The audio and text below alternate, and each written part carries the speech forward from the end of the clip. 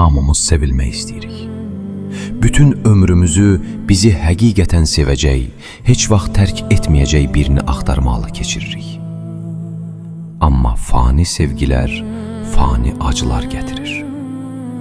Səni yoxdan var edən, sən ondan üz döndərsən də səni ruzisiz qoymayan, hər gecə tövbə etməyini gözləyən bir Rəbbin var.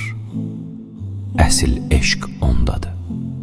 Əsil sadiqlik onun qapısındadır.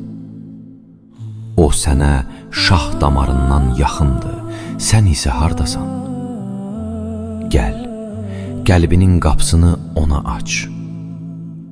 Dünyanın gürültüsünü kənara qoy və o səssiz dostunla danış. Görəcəksən ki, Allahdan başqa heç kim səni belə gözəl anlamır.